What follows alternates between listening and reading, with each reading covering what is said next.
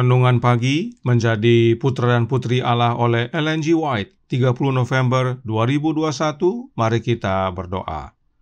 Bapa kami yang di sorga, Allah pencipta langit dan bumi, laut dan segala isinya, Allah yang maha besar, maha kuasa, satu-satunya Allah yang benar, yang kami sembah selalu melalui anak-Mu yang tunggal, Yesus Kristus. Terpujilah Yesus, anak Allah yang maha tinggi, yang adalah satu-satunya jalan dan kebenaran dan hidup bagi kami. Pada pagi hari ini kami bersyukur boleh bangun dan berbakti, dan sebagaimana membaca dan mendengarkan nasihat firman-Mu, kiranya ini menjadi pembaharuan bagi masing-masing kami, agar kami menjadi seperti Yesus. Beserta kami sepanjang perbaktian ini, kehendak-Mu yang jadi, ampun kami akan dosa dan salah, karena kami berdoa hanya dalam nama anak Allah yang tunggal, Yesus Kristus, yang adalah Tuhan dan Juru Selamat kami. Amin. Renungan hari ini akan dibacakan oleh Saudara Brent Kaviar. Silakan Saudara Brent. Selamat pagi saudara-saudara sekalian. Bacaan renungan pagi kita pada pagi hari ini 30 November 2021. Kita menjadi seperti Dia. Ya Bapa, aku mau supaya dimanapun aku berada, mereka juga berada bersama-sama dengan aku. Mereka yang telah Engkau berikan kepadaku, agar mereka memandang kemuliaan-Ku yang telah Engkau berikan kepadaku, sebab Engkau telah mengasihi aku sebelum dunia dijadikan. Yohanes 17 ayat 24. Dalam pekerjaan kita menghadapi banyak kekecewaan, tetapi kita tidak akan mendapat kekuatan dengan terus memikirkan kekecewaan. Dengan melihat kita menjadi berubah. Ketika kita dalam iman melihat kepada Yesus, gambarnya terukir di hati. Karakter kita akan diubahkan. Ada banyak orang yang terlalu banyak memikirkan teori, telah kehilangan pandangan tentang kekuatan, teladan Juru Selamat yang hidup. Mereka kehilangan pandangan tentang Dia sebagai pekerja yang rendah hati dan menyangkal diri. Yang mereka butuhkan adalah untuk melihat Yesus. Setiap hari kita membutuhkan pengungkapan baru akan kehadirannya. Sewaktu kita melihat kesempurnaan karakter Juru Selamat kita akan berhasrat untuk menjadi sepenuhnya berubah dan diperbaharui dalam gambar kemurniannya. Semakin kita mengenal Tuhan, semakin tinggi cita-cita karakter kita, dan semakin rindu kita untuk mencerminkan keserupaannya. Unsur ilahi bersatu dengan manusia ketika jiwa manusia menjangkau Tuhan. Ketika seorang telah memahami dengan sejarah penebus, dia akan menemukan dalam dirinya sendiri kekurangan yang serius. Dia melihat rupa roh dari tuannya yang terkasih. Bukanlah dengan berpaling darinya kita meniru kehidupan Yesus, tetapi dengan berbicara tentang Dia, dengan memikirkan kesempurnaannya, dengan berusaha untuk memperbaiki cita, rasa, dan meninggikan karakter, dengan mencoba melalui iman dan kasih, dan dengan sungguh-sungguh upaya yang gigih untuk mendekati teladan yang sempurna. Dengan memiliki pengetahuan tentang Kristus, kata-katanya, kebiasaannya, dan pelajaran dari perintahnya, kita meminjam sifat-sifat karakter yang telah kita pelajari dengan cermat dan menjadi diilhami oleh roh yang telah begitu kita kagumi. Yesus menjadi bagi kita yang menyolok mata di antara selaksa orang, yaitu Dia manis semata-mata. Tuhan memberkati. Selamat pagi. Terima kasih atas penata layanan Saudara Brent. Tuhan Yesus memberkati. Selamat pagi saudaraku dalam Tuhan. Siapakah dia yang dimaksudkan oleh renungan hari ini? Dia yang dimaksudkan adalah Yesus Kristus. Maka artinya kita menjadi seperti Yesus. Renungan hari ini berkata dalam Menjadi Putra dan Putri Allah halaman 352 paragraf pertama. Ketika kita dalam iman melihat kepada Yesus, gambarnya terukir di hati. Karakter kita akan diubahkan. Sebagaimana yang kita sudah pelajari dalam pekabaran tanggal 25 November dan 27 November yang lalu, dengan memandang kepada Yesus dalam iman, kita diubahkan menjadi serupa dengan Yesus, yaitu dalam karakternya. Sebab karakternya itulah gambarnya. Itu sebabnya renungan hari ini menekankan kembali bahwa saat kita melihat kepada Yesus dalam iman, maka gambar Yesus yang adalah karakternya terukir di hati kita. Kutipan ini diambil oleh renungan pagi hari ini dari suratnya nomor 134 tahun 1903 paragraf 9. Mari kita baca paragraf sebelumnya, yaitu paragraf 8, yang berkata, berselangnya waktu tidak mengubah janji perpisahan Kristus. Dia bersama kita hari ini seperti Dia bersama para murid, dan Dia akan bersama kita sampai kepada akhir zaman. Ayat 20.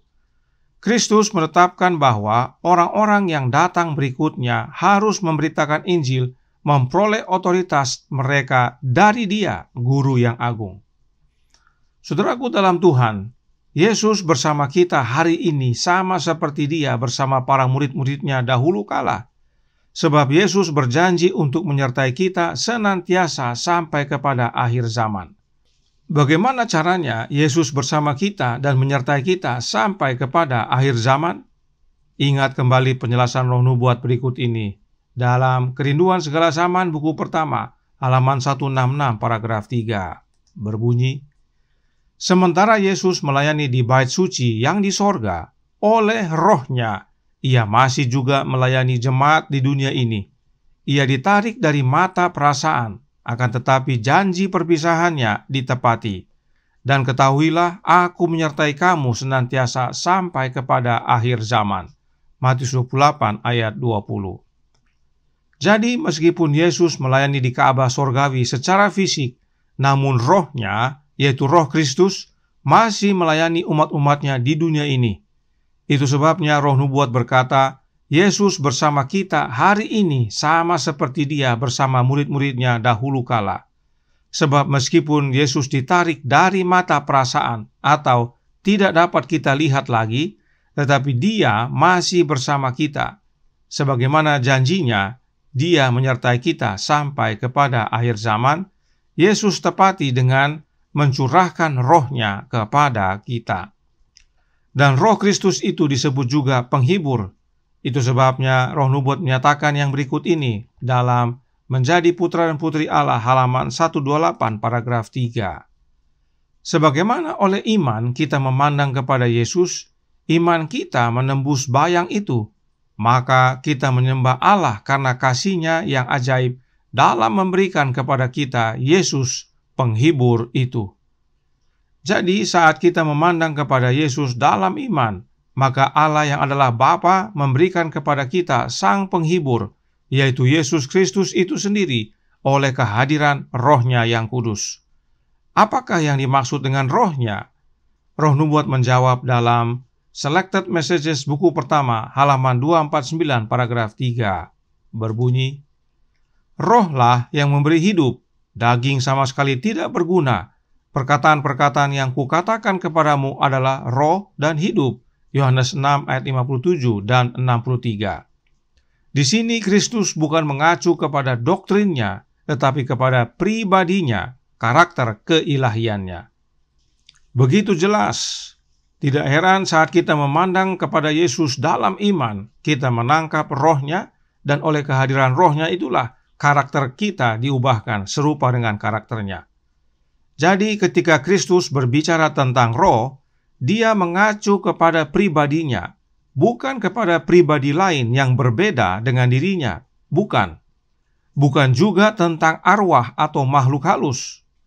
Itu sebabnya roh disebut sebagai pribadi, sama seperti Allah juga adalah pribadi, sebab Roh Kudus itu adalah pribadinya Yesus Kristus itu sendiri, yang adalah kudus. Inilah roh yang Yesus maksudkan. Dalam tulisan lainnya, Nyonya White menjelaskan tentang roh tersebut. The Southern Work, tanggal 13 September tahun 1898, paragraf 2, menjelaskan bahwa Kristus akan mewujudkan dirinya sendiri kepada mereka, tapi tidak terlihat oleh dunia, adalah suatu rahasia bagi para murid. Mereka tidak dapat mengerti kata-kata Kristus dalam arti rohani. Mereka berpikir tentang apa yang tampak di luar, yaitu wujud yang terlihat.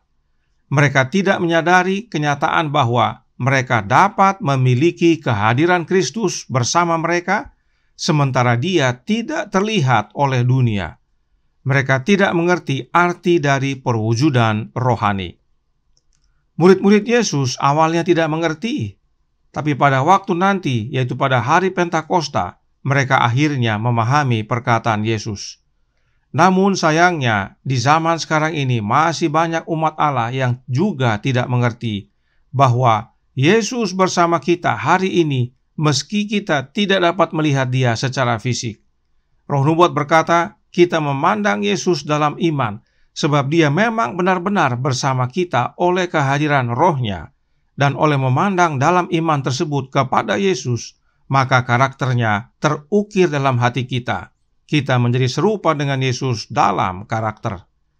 Itu sebabnya Roh Nubuat menambahkan dalam Membina Keluarga Sehat halaman 421 paragraf 5 yang berbunyi, kita membutuhkan pengalaman Paulus ketika dia menulis, aku telah disalibkan dengan Kristus, namun aku hidup, tetapi bukan lagi aku sendiri yang hidup, melainkan Kristus yang hidup dalam aku. Dan hidupku yang kuhidupi sekarang ini di dalam daging adalah hidup oleh iman dalam Anak Allah yang telah mengasihi aku dan menyerahkan dirinya untuk aku. Inilah makna inti dari memandang Yesus dalam iman. Sebab jika Yesus yang hidup dalam kita, maka Yesuslah yang terlihat dalam hidup kita. Kita bukan meniru Yesus, tetapi Yesus yang hidup di dalam kita dan Yesus yang kerjakan. Sebab ingat, jubah kebenaran Yesus adalah karakternya, yang tidak ada andil kita dalam membuat jubah kebenaran Yesus itu. Ingat, Roh Nubuat berkata dalam Membina Kehidupan Abadi halaman 241 paragraf 4 berbunyi, pakaian ini yang ditenun dengan alat tenun sorga tidak mengandung sehelai benang pun buatan manusia.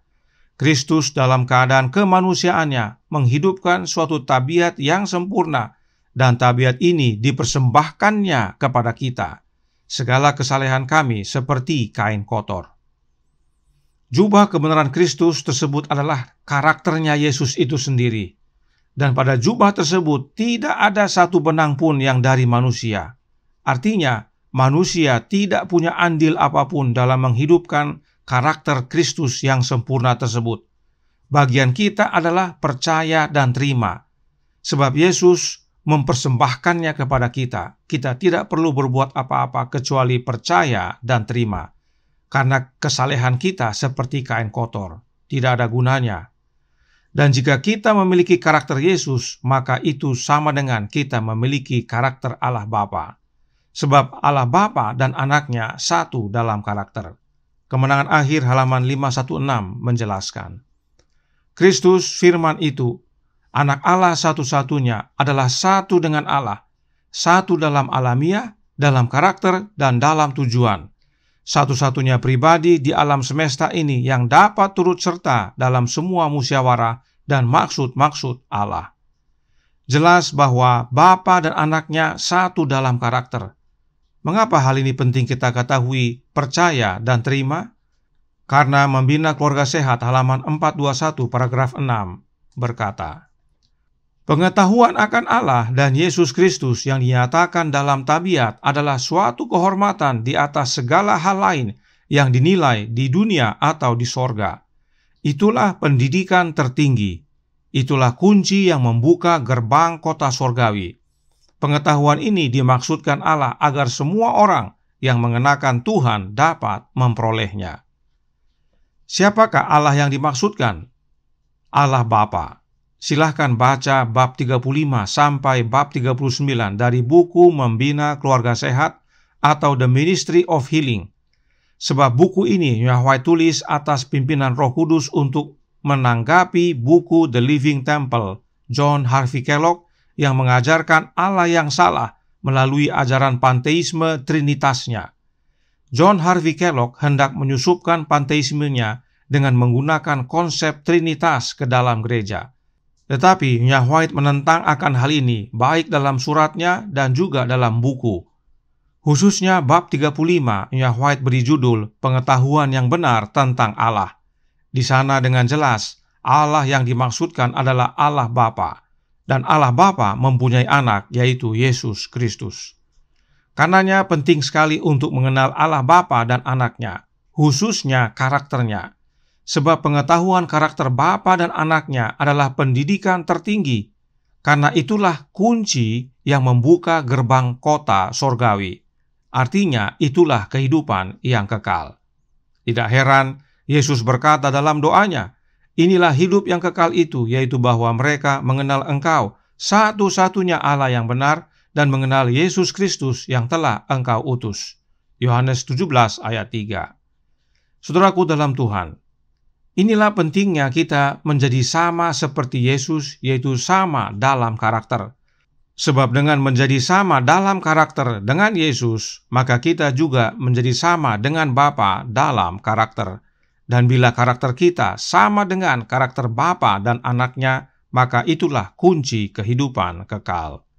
Kiranya ini menjadi pembaharuan bagi kita, sebab Yesus berdoa agar kita dapat bersama-sama dengan Dia dimanapun Dia berada. Apakah kita pun berdoa yang sama? Apakah kita rindu bersama Yesus? Apakah kerinduan Yesus menjadi kerinduan kita? Jika ya, maka biarlah kita hidup menjadi sama seperti Yesus dalam karakter oleh menerima Roh-Nya yang kudus, Roh Kristus dalam hati kita. Tuhan memberkati, saya bawa dalam nama Yesus. Amin. Mari kita berdoa. Bapa kami yang di sorga, Allah pencipta langit dan bumi, laut dan segala isinya, Allah yang maha besar, maha kuasa, sumber segalanya, yang kami sembah selalu melalui anak-Mu yang tunggal, Yesus Kristus. Terima kasih atas nasihat penting sekali bagi kami, karena pekabaran hari ini merupakan kunci kepada pintu gerbang sorgawi, yaitu untuk kami menjadi seperti Yesus dalam karakter. Dan bila mana kami sama dengan Yesus dalam karakter, hal itu sama dengan Bapa dalam karakter. Sebab Bapa dan anak satu dalam karakter. Kiranya ini menjadi pembaharuan bagi masing-masing kami, agar kami mengenal Allah Bapa dan anaknya, sebab itulah hidup yang kekal. Tolong kami ya Bapa, curahkan roh anak-Mu dalam hati ini, kehendak-Mu yang jadi. Ampun kami akan dosa dan salah, karena kami berdoa hanya dalam nama anak Allah yang tunggal, Yesus Kristus yang adalah Tuhan dan Juru Selamat kami. Amin.